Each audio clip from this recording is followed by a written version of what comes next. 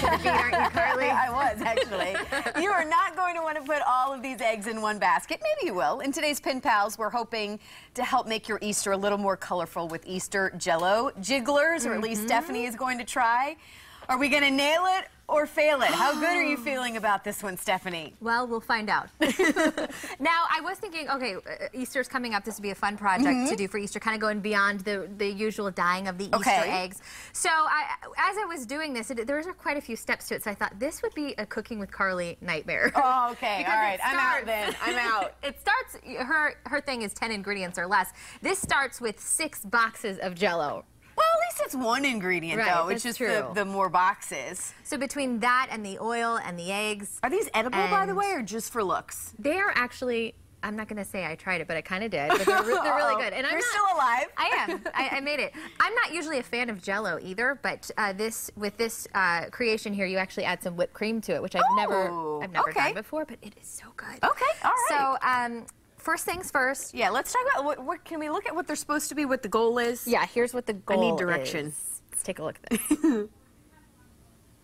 Oh, look at those. Yeah, so those are gorgeous. Very clean looking, which I'm a little nervous because when I open this egg carton here, you might scream. But that is the goal. That's what they're supposed to look like. How fun. So the goal is you cut those in half and you kind of set them out on a plate, and it's Jell-O like deviled eggs. Okay. But tastes much better than deviled eggs, right? Okay, so as you know, the thing with Pen Pals is we like to do things live, but sometimes because of things needing to sit overnight in the refrigerator, we do a couple of those steps.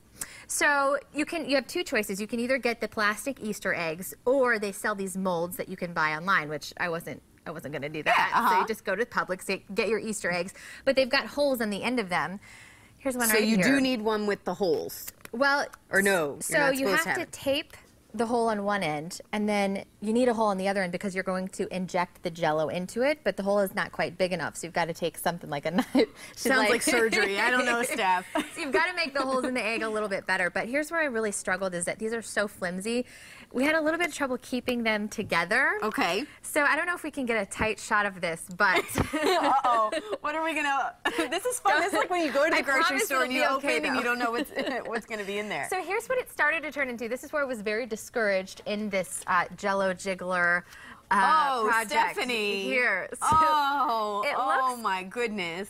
So it got a little messy. I'm not, what can I say? I can't lie. You can see it there for yourself.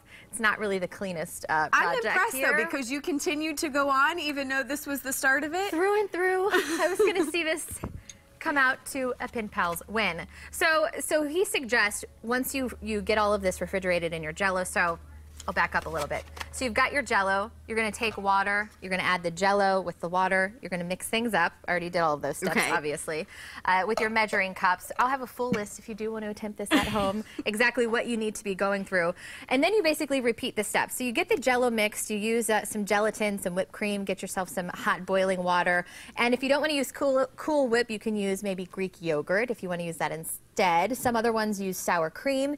Get your egg molds, and then your styrofoam egg tray is super important, as you can see, because that mess would have been all over the place. So then you just repeat the steps. You get the Jell-O in there, you put it in, you let it cool for a little bit, you take it back out, and then you add the next color, layering one color over the other to get that whole rainbow effect. So here's kind of the moment of truth, M-O-T right here. So we're going to take these out, and you let these sit into the hot water. I guess it makes the Jell-O jiggler come out, so part of it doesn't get stuck. Loosens it up in there. So I'm going to have you help me just kind of take these. Right. I feel like you did all this. Put those into the hot water, Carly. Okay, all right. A few seconds to go here. Out of time, I might be able to get these a little faster. I already cracked one open.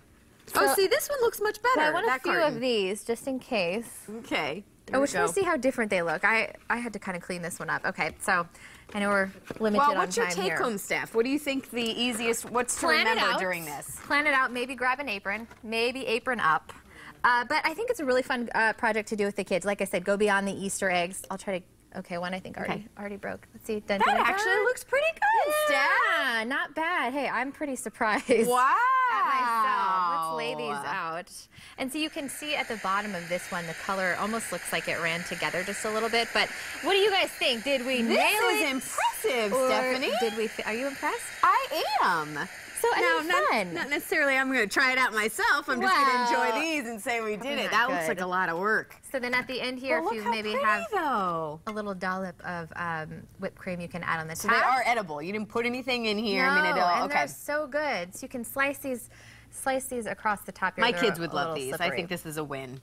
Fun for the kids, though, right? I love it. Good job. Nail it or fail it. This is I'm proud of you for sticking with it, because I think, again, as you said, I would have been out. A little discouraged. I said, cooking with Carly, not going to happen for this one. So there you have it. All right, good job, Easter Steph. project for the Let kiddos. us know if you try it out. Do you have a favorite recipe that you like to do for Easter? Maybe this will be your new one. Send it to us on one of our many social media sites.